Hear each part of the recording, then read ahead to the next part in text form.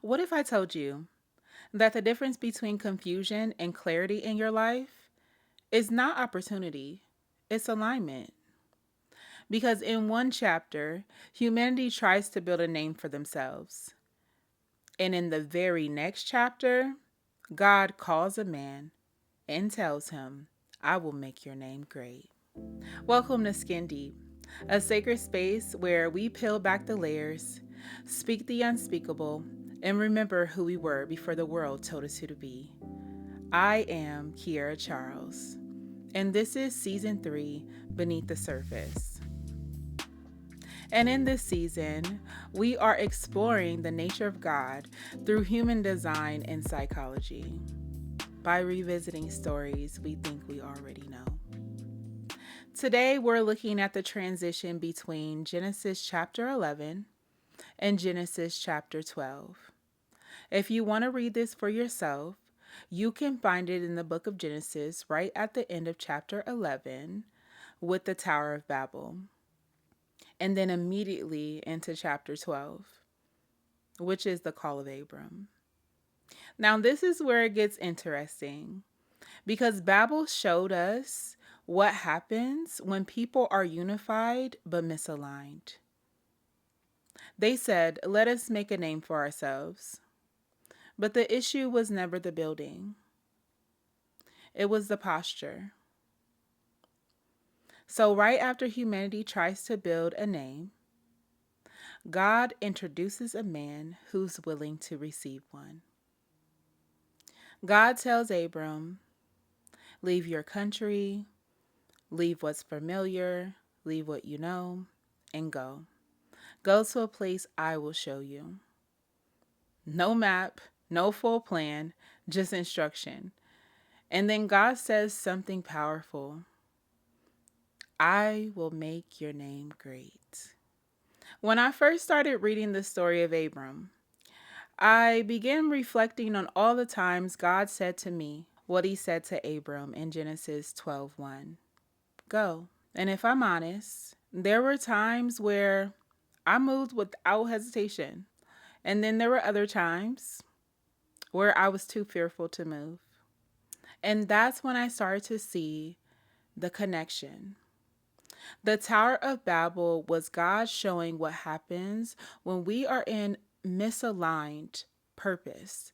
And the call of Abram shows what happens when you are aligned with God in purpose. Because when you look at verses 4 and 5, there is no hesitation. Abram went exactly as instructed. Now, this reveals something deeper about God's nature because we just came out of Babel where humanity was unified but misaligned. And God could have just threw in a towel, stepped back, and said, you know what? They don't get it. He could have just left humanity there in their confusion, but he didn't. Instead, he chooses Abram. God is a God of resilience. Even after misalignment, he does not withdraw his presence. He stays engaged. God is a God that's intentional. Not only does he stay, he moves with intention. He doesn't scrap the plan, he refocuses it. He selects Abram as a vessel to continue what was always meant to be. Nothing about this moment is random. And this is where it gets even deeper. God is a God of restoration because what we see in Abram is not a new plan, it's the restoration of the original intention. Humanity tried to build identity through control, but through Abram, God begins restoring identity through relationship because God examines the heart. And this is another layer here because God is not just responding to what humanity does. God is examining why humanity does these things in the first place. Because if you look at Babel, they weren't just building a tower. They were trying to create a place to settle, a place that felt secure, a place that felt stable, a place that felt safe. But they tried to build it through control. And then when God calls Abram, What does he promise him? Land, a place to go, a place to become, a place to belong. So it's almost like God is saying, I hear you. I see what you're trying to create. I understand the need behind it, but you're building it the wrong way.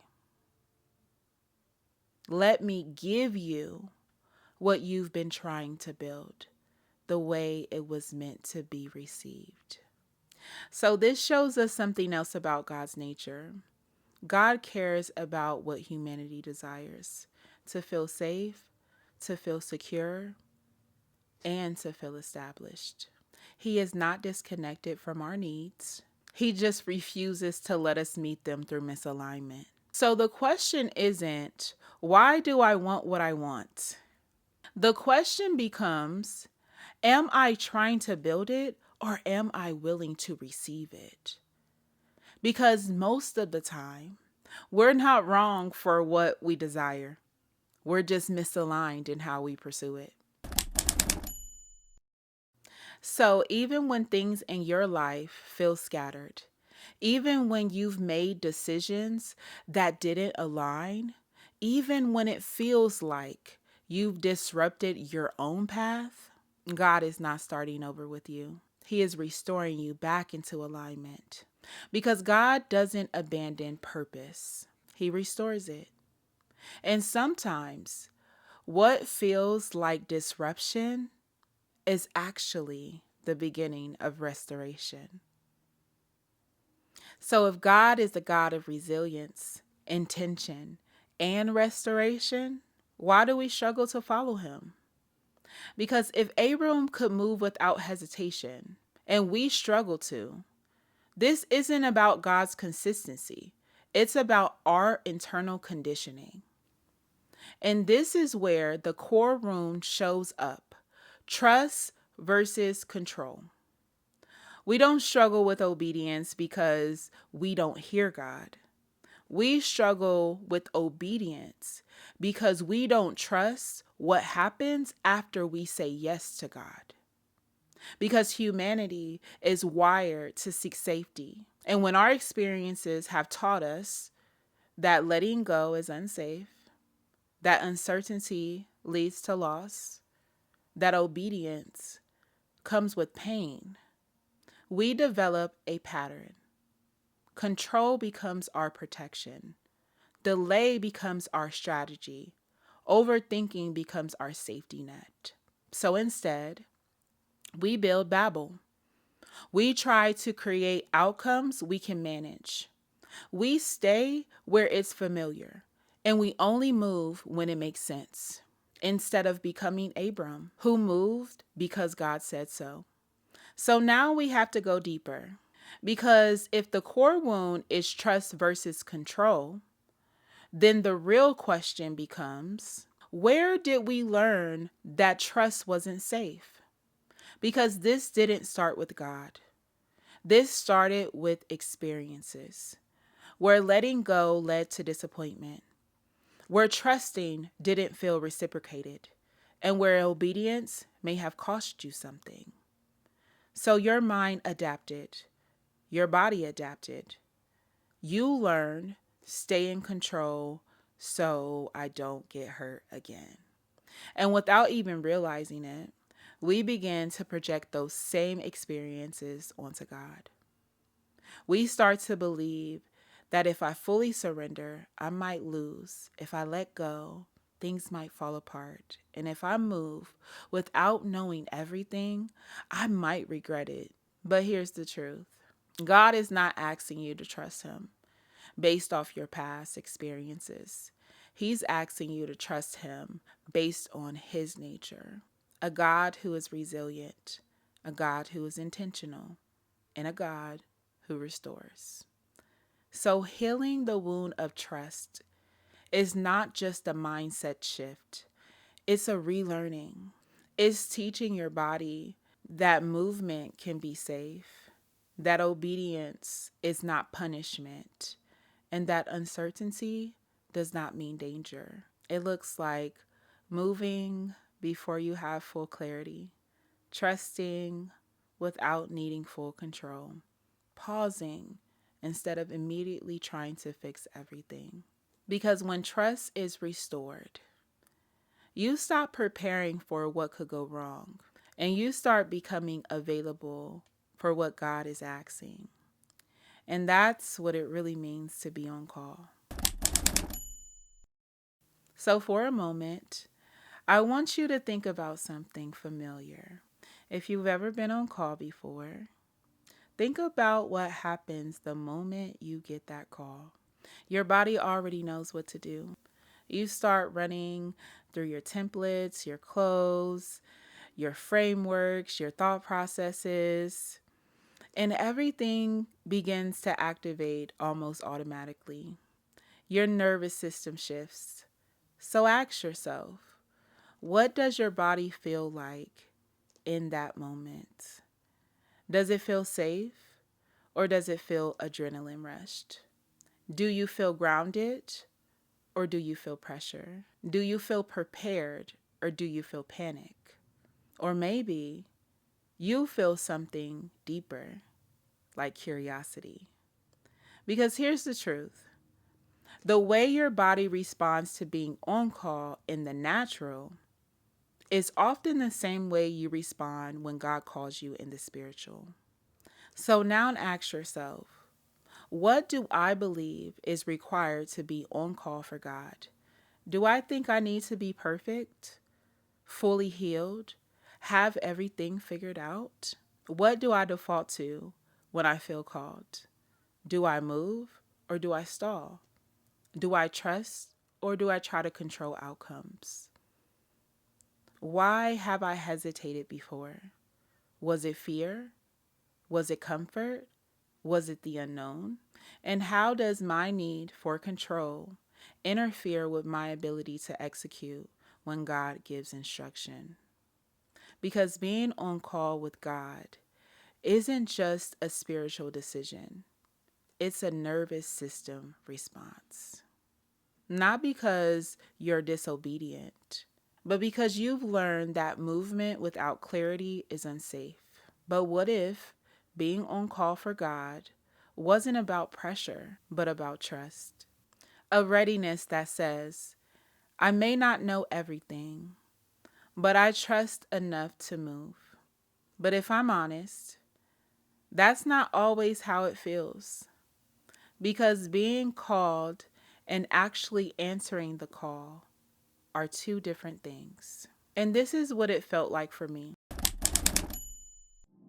Whoever said being called was easy must have never been called before. If you think being chosen is enough, then God must have never pulled your card for sure. Because being called into purpose is not a light assignment to meet. You are refined in the process through victory and defeat.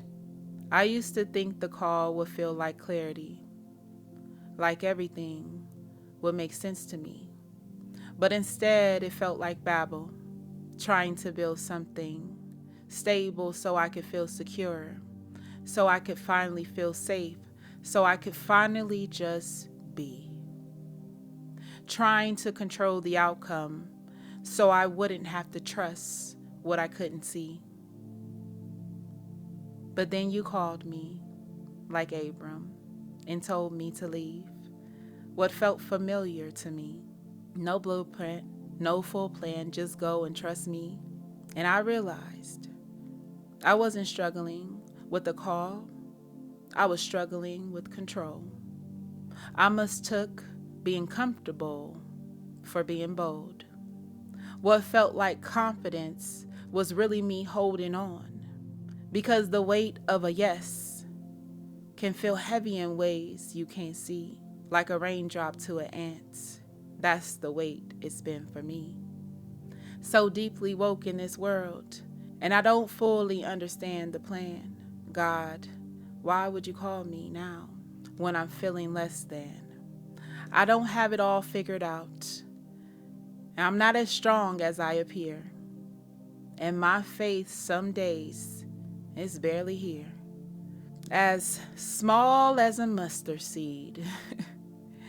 And then I hear you say, that's more than enough for me. I saw what you were trying to build. I know you were just trying to feel safe. I hear you. I understand you. You just chose the wrong way. So let me lead you instead of you trying to control everything. Align with me. Be still and hear me when I call your name. You don't have to be everything. Just remember, you are mine. You belong with me. Amen. Poem. You don't need to build a name.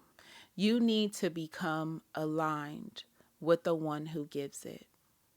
Because Babel will always exhaust you, but alignment will establish you. If this message resonated with you and you're on a journey of healing, alignment, and truth, you can explore my healing journal and alignment sessions at kiaracharles.com. And if you feel led to support this work, this space, and the messages that continue to go forth, you can give directly through the link below. No pressure, just an open invitation for those who feel aligned to pour into what is pouring into them. And as always, until next time, stay rooted, stay focused, and stay skin deep.